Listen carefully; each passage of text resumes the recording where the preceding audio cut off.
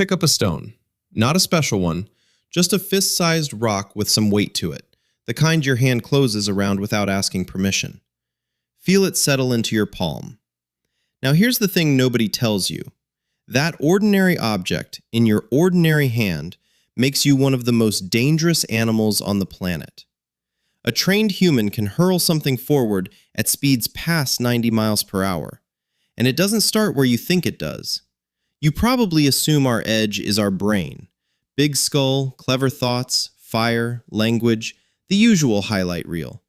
But strip all that away for a second and look at the body itself. Muscle for muscle, you're not impressive. A chimpanzee your size would embarrass you at almost every physical contest. And yet, there's one thing your unremarkable frame does better than nearly every creature alive. You throw. Which sounds like a joke until you actually look for competition. Elephants nudge things. Some monkeys fling stuff during a tantrum. But hard, fast, and accurate from a distance, over and over, that's a nearly empty list, and you're at the top of it. Your body, this thing you've been lugging around your whole life without thinking, appears to be purpose-built for turning a simple overhand motion into a precision strike. So here's the question I can't let go of, the one this whole thing is really about. If we were so physically forgettable next to everything else out there, why is a thrown rock the deadliest thing our bodies were ever built to do? And when exactly did that start? Because that timing gets genuinely strange. There's a giveaway hiding in your shoulder, a piece of anatomy older than the first tool, older than the first fire, quietly waiting for a rock the entire time. Well, get there. Trust me, it's weirder than it sounds. For now, just notice how casual the whole thing feels.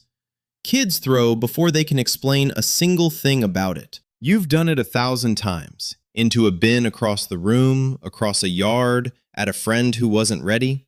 It feels about as remarkable as blinking. Step back though, and the ordinariness is the trick.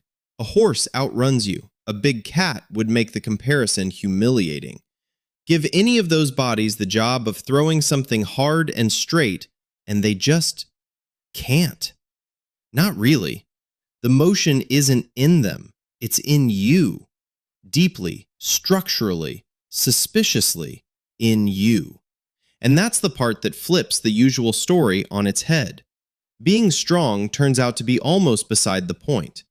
The animal that would crush you in a wrestling match can't do the one thing that made us dangerous from a safe distance away. So why not? What does that stronger body actually lack? Watch a chimpanzee throw sometime.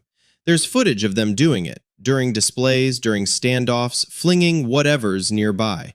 And look, they absolutely can launch an object. Nobody sane wants to be standing where it lands. But the motion itself is short, hurried, a little frantic. Less whip, more shove. Its power arriving all at once, like a cabinet falling down a flight of stairs. Now compare that to a human doing the same thing well. The wind-up, the pause, the whole body coiling and then releasing in sequence, the object leaving the hand like it got fired out of something. One of these looks like a launch.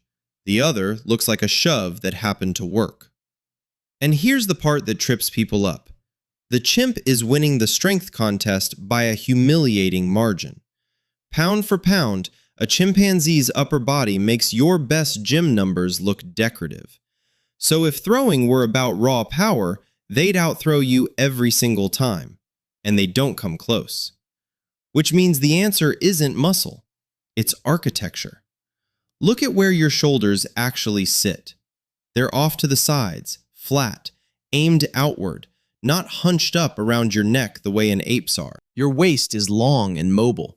Your torso can twist over your hips like a spring winding up, storing a little tension and then letting it go. That combination, flat shoulders, a rotating trunk, a shoulder joint that can cock way back, is weirdly specific, and it's weirdly ours. A chimp is built for a completely different job description: climbing, hanging, hauling its whole body weight up through branches, moving with enormous force in close quarters. That's a magnificent design. For trees. It's just terrible for whipping something overhand at a target 20 meters away, over and over, without dislocating something. We even know roughly when parts of this kit showed up. Researchers looking at the shoulder and torso of Homo erectus, a human ancestor from around 2 million years ago, argue the anatomy for high-speed throwing was largely in place by then. That's the receipt, not a guess about behavior, but the shape of the bones themselves. So evolution handed the chimp a body for grappling, and handed you a body that can jog for miles, sweat like a leaking radiator, and turn a shoulder rotation into something closer to artillery. Different toolkits, neither one better, just aimed at different problems. But saying your anatomy is built for throwing is easy to state and strangely hard to picture. What's actually happening in there when you throw? Because it turns out the arm, the part you'd swear is doing all the work, is barely the point. Here's the thing that broke my brain a little when I first read about it. When you throw, your arm is almost a passenger. I know how that sounds. The arm is the part flapping through the air. Surely it's the engine. But watch a slow-motion clip of a good throw and follow the movement backward from the release. The ball leaves the fingertips last. Before that, the wrist snaps. Before that, the elbow straightens. Before that, the shoulder rotates. And before any of it, way down at the bottom, your back foot pushes against the ground. The power doesn't start in the arm. It starts in the dirt. Scientists have a name for this, the kinetic chain. The idea is that a throw is a wave of energy moving up through your body, each part handing off to the next at exactly the right instant. Each link a little faster than the one below it. Feet, hips, trunk, shoulder, elbow, hand. By the time that wave reaches your fingertips, it's been amplified through the whole system, like a whip crack traveling down a rope until the very tip breaks the sound barrier. Try it right now, gently. Sit up and pretend to throw something in slow motion. Feel where it actually begins, not your hand, but your hips turning, your torso winding a half beat before your arm follows. Your arm lags behind on purpose. That lag is the secret.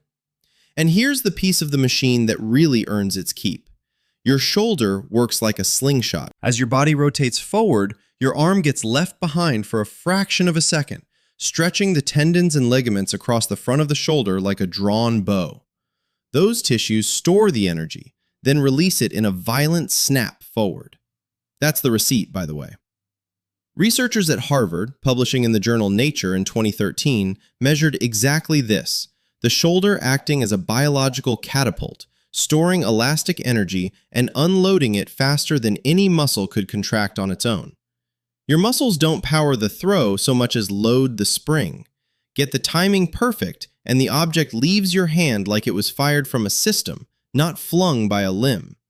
Miss it by a fraction, arm too early, hips too late, and the whole thing collapses into a weak, awkward toss. You've felt both. Everyone has.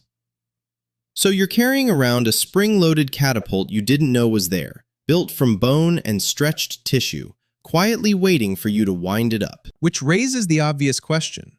Why would a body ever evolve something that elaborate? What was it all for? Picture the edge of a clearing, somewhere warm and dry, a very long time ago. There's an animal at the far side, big, muscled, better armed than you in every way that a fair fight would measure. Up close, you lose. Every time. Teeth, claws, raw mass, it has all of them, and you have a soft body and a clever plan. So you don't get close. You bend down, pick up a stone that fits your palm, and you close the distance without moving your feet. That's the whole trick. That's the thing the throw actually bought us. Because a thrown object does something almost no other animal can do. It lets you touch the world from a place where the world can't touch you back. Reach without contact. Force without proximity. Every other predator on that landscape has to arrive in person to make anything happen. You don't. You get to reshape a situation from 10, 20, 30 meters out, standing in the one spot where the math is on your side. Think about what that does to a confrontation. A big animal's entire strategy assumes the fight happens where its body is. Throwing quietly deletes that assumption. Suddenly there's a zone around you. Call it the reach of your arm times the speed of a rock, where you are dangerous and nothing else is. You weaponized geometry. You turned empty air into armor. If this is the kind of thing that gets you, drop a like, leave a comment. It genuinely helps. Anyway, and here's what makes it more than a party trick. It stacks. A hoof or a claw is one animal's one weapon. But a stone can be picked up, thrown, and picked up again. And the next person over can do the same thing at the same moment. A single thrower is a nuisance. A group of them, spread out, all keeping their distance, is something a large animal has genuinely never evolved to deal with. For most of our history, staying alive meant staying out of reach. The throw is how a fragile, slow, thin-skinned creature bought itself space, and space, out there, was the difference between walking home and not. So that's defense. That's how you keep the teeth on the far side of the clearing. It's a beautiful, cold little advantage, and you can feel exactly why it would spread. But keeping something dangerous at a distance is only half of it. The same motion points the other way too, outward, toward the thing you want instead of the thing you fear. Did keeping your distance actually put more food in front of you, or just fewer scars? Now flip the same motion the other way, toward the thing you actually want. A thrown stone is not a guarantee. Let's be honest about that up front. Most throws at a moving animal miss, or graze, or land wrong. If your survival depended on hitting a target dead on every time, our ancestors would have starved with excellent shoulders. That's not how it worked, and that's the part people get backward. Throwing didn't hand early humans a sure thing. It handed them better odds. Think of it less like a kill switch and more like loading the dice. Before the throw, closing on prey meant a sprint, a grapple, a genuinely bad afternoon against something with hooves. After the throw, you could try, from a safe spot, at low cost, without betting your body on the outcome. And here's the quiet magic of it. A miss costs you almost nothing. You stoop, you pick up another stone, you try again. The animal doesn't get to counter a rock. That changes the whole math of getting fed. A predator that has to physically wrestle every meal pays a brutal price for every failed attempt. Energy, injury, sometimes everything. You didn't. Your failures were cheap, and your attempts were nearly unlimited. Multiply one improbable throw by a dozen tries, by several people spread around a clearing, and unlikely slowly turns into eventually. And it scales in the other direction too. A stone can drive something off a fresh carcass so you get the meal without ever making the kill. It can hold a scavenger at bay while your group moves in. It can turn a standoff you'd normally lose into one you simply wait out from range. The rock isn't only for hunting. It's for negotiating with a dangerous world on better terms. But here's where it gets stranger. And this is the part I keep circling back to. Everything I've described still treats the throw as a physical event. Muscle, stone, distance. What if the arm was never the hard part at all? Because to hit a moving target with a rock, something upstairs has to do a genuinely absurd calculation. Where will that animal be? Not now, but in the half second your stone is in the air. A body can be built for throwing and still be useless without a brain that can lead a target, predict a path, and fire the whole spring-loaded chain at exactly the right instant. So maybe the throw didn't just shape our shoulders. Maybe it reached up and shaped the thing doing the aiming. What does it actually take up there behind your eyes to land a rock on something that's trying to get away? Land a rock on a moving animal, and you've just solved a physics problem in your head without noticing. Here's the absurd part. That animal isn't standing still, waiting politely for your throw. It's running. So you can't aim at where it is. You have to aim at where it's going to be, half a second from now, after your stone has already left your hand and can't be recalled. You're not throwing at a target, you're throwing at a prediction. Your brain does this without asking you. It clocks the animal's speed, its direction, the arc your arm will make, the drop of the stone over the distance, and it fires the whole spring-loaded chain at the one instant that makes all of it line up. Get that timing wrong by a fraction, and the rock sails behind. The arm was never the hard part. The hard part is the forecasting. And this is where throwing stops being a muscle story and becomes a brain story. Some researchers argue the demands of accurate throwing, rapid sequencing, split-second timing, predicting a path, lean on exactly the kinds of neural machinery we also use for planning and for stringing actions into an order. One idea is that the throw and the planning mind sharpened each other, each pushing the other further. Now put more than one of you in the picture. A single thrower predicts one animal's path. A group has to predict the animal and each other. Who throws now? Who waits? Who drives it toward whom? That's timing shared across several minds, everyone reading the same moving target and their own role in the same half second. It's teamwork with a stopwatch running. And here's where it turns, quietly. The same machinery that let a hungry group feed itself from a safe distance is the machinery that lets a coordinated group hit anything, from range, on purpose. Prediction, patience, aim, working together to put force exactly where you choose. That skill fed us, and it never only pointed at dinner.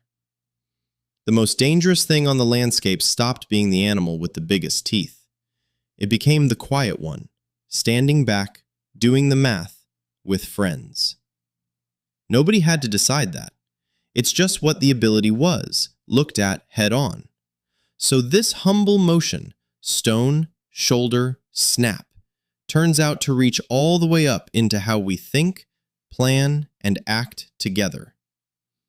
Which leaves one last question, the big one. If throwing wired itself that deeply into the body and the brain, what did this one everyday motion actually make us? So here's the answer to the question we started with. What did this one motion make us?